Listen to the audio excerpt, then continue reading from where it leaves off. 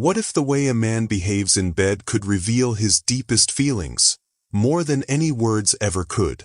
Carl Jung, the legendary psychologist, believed that true love isn't just spoken, it's unconsciously expressed through intimacy.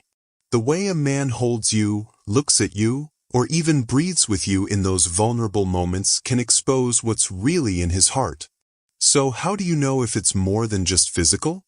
Jung's insights into the unconscious mind point to 4 unmistakable signs, subtle, powerful behaviors that only happen when a man is deeply, truly in love. Jung taught us that love isn't just an emotion, it's a merging of souls, where raw, unfiltered instincts rise to the surface. When a man is emotionally bonded, his body and mind reveal truths he might not even realize himself. Today, we're uncovering 4 intimate acts that, according to Jungian psychology, prove his love runs far deeper than attraction. These aren't just habits, they're unconscious rituals of devotion. And by the end of this, you'll know exactly what to look for. Number 1. Deep eye contact during intimacy. There is something almost mystical about prolonged eye contact during moments of deep intimacy, something that transcends mere physical attraction and taps into the very core of emotional connection. Carl Jung often referred to the eyes as the windows to the soul, and for good reason. In his exploration of the unconscious, Jung recognized that the gaze is one of the few involuntary gateways to a person's innermost self. Unlike words, which can be carefully chosen or even deceptive, the eyes reveal truths that the mind may not yet be ready to acknowledge. When a man holds your gaze during moments of vulnerability, it is far more than a simple act of passion. It is an unspoken confession. He isn't just looking at you, he is allowing himself to be seen by you, which is one of the most profound surrenders a person can make. This kind of sustained eye contact is rare because it requires an extraordinary level of emotional presence. Many men, conditioned by societal expectations, learn to compartmentalize. Sex can be detached from emotion, a physical release rather than an act of union. But when a man is deeply in love, something shifts.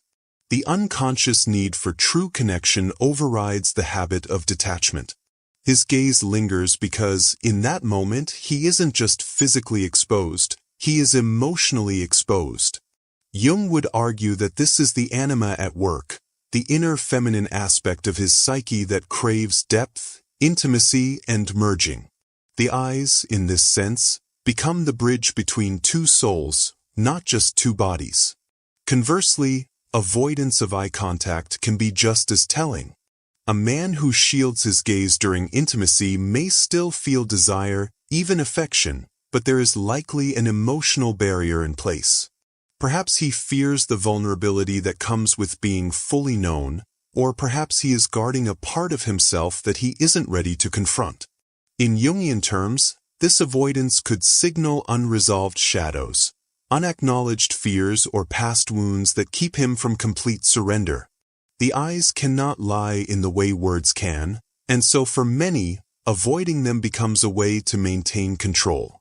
But when a man does allow that unbroken connection, it speaks volumes.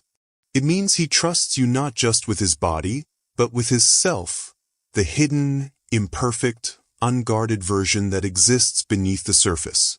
There is a reason lovers instinctively close their eyes during a kiss only to reopen them afterward, as if to confirm the reality of the one before them. That moment of reconnection is primal, a silent affirmation. You are here with me, and I am here with you, fully. This is why deep eye contact is the first and perhaps most revealing sign of true emotional attachment. It isn't something that can be faked or forced. It is an unconscious offering, a moment in which 2 people exist without masks. And in that shared gaze, love announces itself, not in grand declarations, but in the quiet, unwavering certainty that here, in this space, there is no need to hide. Number 2. Prioritizing your pleasure over his own.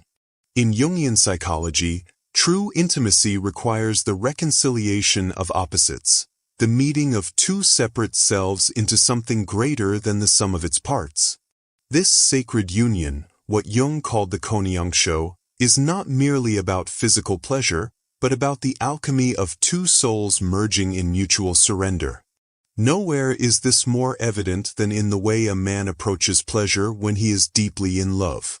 Lust seeks its own satisfaction, but love seeks communion.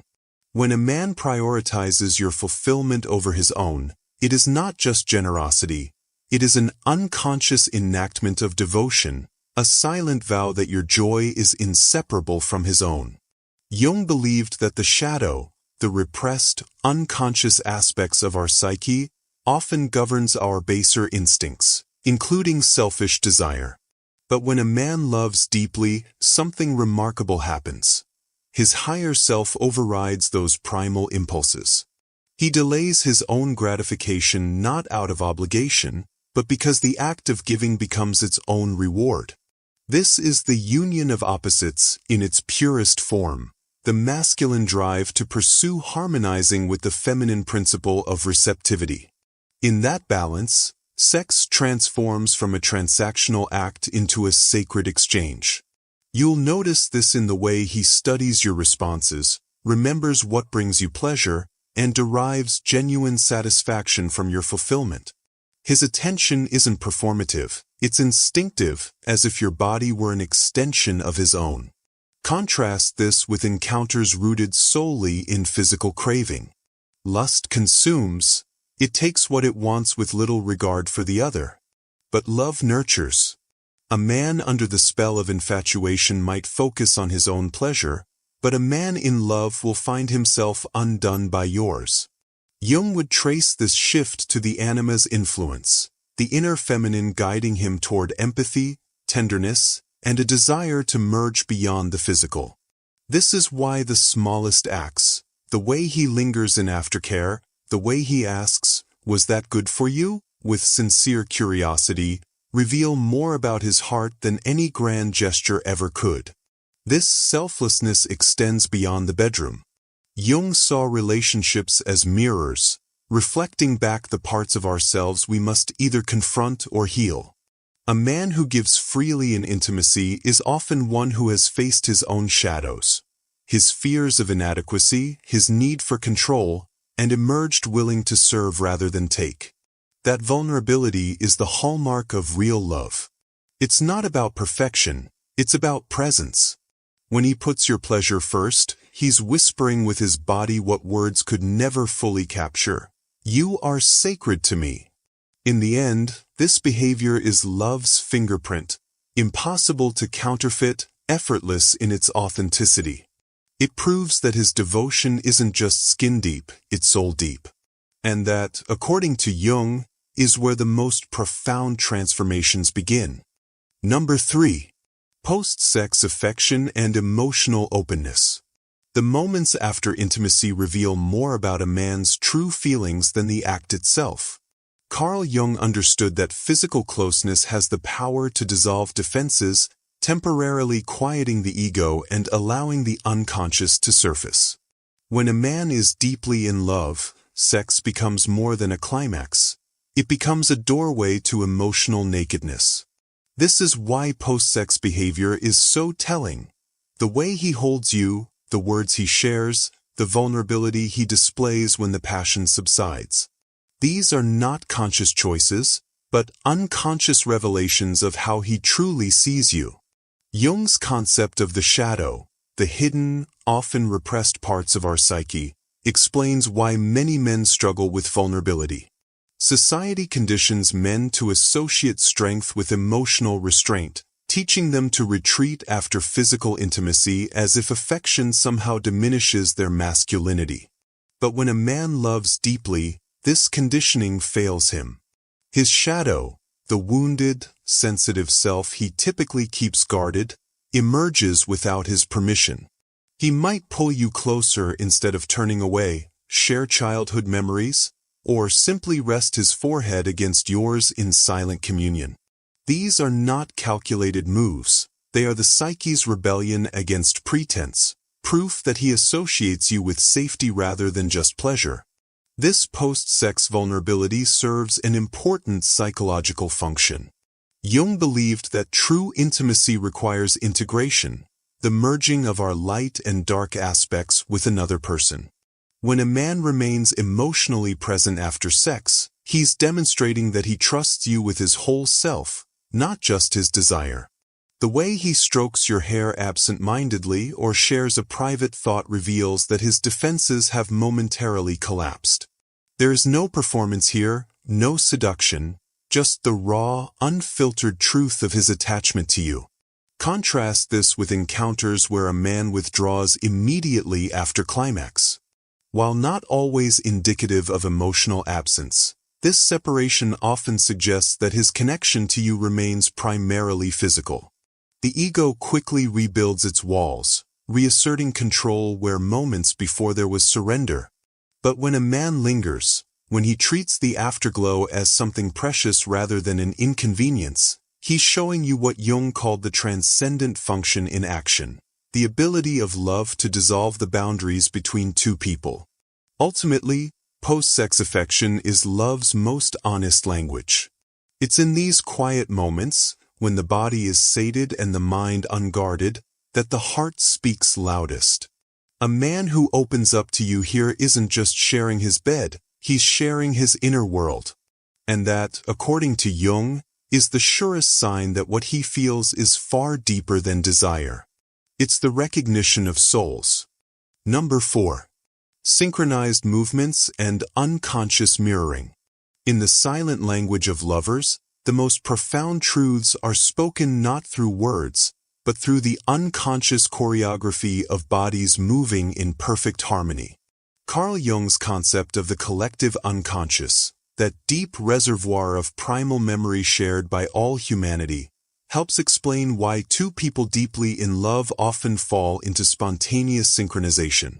When his breathing slows to match yours, when your limbs entangle without thought or effort, when a simple touch seems to communicate more than paragraphs ever could, these are not coincidences, but biological poetry. They are evidence that your connection has moved beyond conscious intention into the realm of instinct, where the ancient wisdom of the body overrides the calculated movements of the mind. Jung believed this phenomenon stemmed from what he called participation mystique, a primordial state of emotional oneness where boundaries between individuals temporarily dissolve. In ordinary life, we maintain careful control over our physicality, but love has a way of dismantling these barriers. When a man is emotionally surrendered, his nervous system begins to resonate with yours in what science now calls limbic synchrony. His heartbeat may subtly adjust to yours. His gestures might mirror yours like echoes across some invisible bridge between souls. This isn't imitation, it's communion, the body's way of declaring what the conscious mind might still be too guarded to admit. We are no longer separate. The significance of this synchronization becomes especially apparent during moments of deep stillness. Notice how, when lying together in quiet intimacy, you might both shift positions simultaneously or sigh in the same rhythm. These micro-moments reveal that your connection operates on a level far deeper than social interaction. It's a biological dance encoded in our very DNA. Jung would argue this represents the archetype of the divine couple manifesting in real time, that ancient symbol of wholeness found in myths across cultures. Your bodies are quite literally remembering what your minds may have forgotten, that love at its highest form is a return to unity. Contrast this with the stiff, self-conscious movements of casual encounters, where each participant remains acutely aware of their separateness. Without emotional investment, the body stays guarded, movements remain calculated, and true synchronization rarely occurs. But when love is present, the need for this vigilance melts away. His hand finds the small of your back exactly when you need support. Your head nestles into the curve of his shoulder as if the space was made just for you. This effortless alignment is the physical manifestation of what Jung called enantiodromia, the tendency of opposites to move toward their counterpart, creating balance. What makes these unconscious movements so profoundly intimate is their complete authenticity. Unlike spoken declarations which can be crafted or controlled, the body's language of love cannot be falsified. When his body moves in silent harmony with yours, it's the purest expression of his psyche's recognition. You are not other, but extension. Not object, but home. In these wordless moments, Jung's theories cease to be abstract concepts and become living truth, that in the alchemy of true connection, two separate beings can momentarily touch the divine unity from which we all came. This is why synchronized movement remains love's most ancient and sacred dance, choreographed not by conscious will, but by the timeless wisdom of the unconscious mind. Carl Jung, the pioneering Swiss psychiatrist, saw love as far more than a fleeting emotion or social construct. It was a profound psychological event, a collision of the conscious and unconscious mind. At the heart of his theory lies the concept of the anima and animus, the hidden feminine and masculine aspects within each of us. According to Jung, every man carries an inner feminine image, the anima, shaped by his experiences, expectations, and even cultural influences. When he falls deeply in love, he isn't just drawn to a woman, he's encountering a reflection of his own soul. This is why the right partner doesn't just feel exciting, she feels familiar, as if she's always been part of him. The stronger the emotional pull, the more his anima aligns with her essence, creating an almost mystical sense of recognition. This is why some loves feel destined, as if they were written in the stars, because, in a way, they were written in his psyche long before they ever met. But this projection is only the beginning. True intimacy, in Jung's view, requires something far more vulnerable, the willingness to lower the masks we wear in daily life. Most men are conditioned to suppress their sensitivity, to armor themselves against judgment. Yet when a man is deeply in love, something shifts. The unconscious mind, the vast, hidden part of us that stores instincts, fears, and desires, begins to override his defenses. He doesn't just want to be close, he needs it at a primal level. This is why you'll notice subtle but unmistakable shifts in his behavior when he's emotionally bonded. He might share childhood memories without prompting, or his body language might soften in ways he can't control. These aren't calculated choices, they're involuntary surrenders to the depth of his connection. Jung also believed that the unconscious speaks most clearly in moments of intimacy, not just through words, but through symbols, sensations, and instinctive actions. Think of the way lovers synchronize their breathing, or how a man's touch becomes almost reverent when his emotions are fully engaged.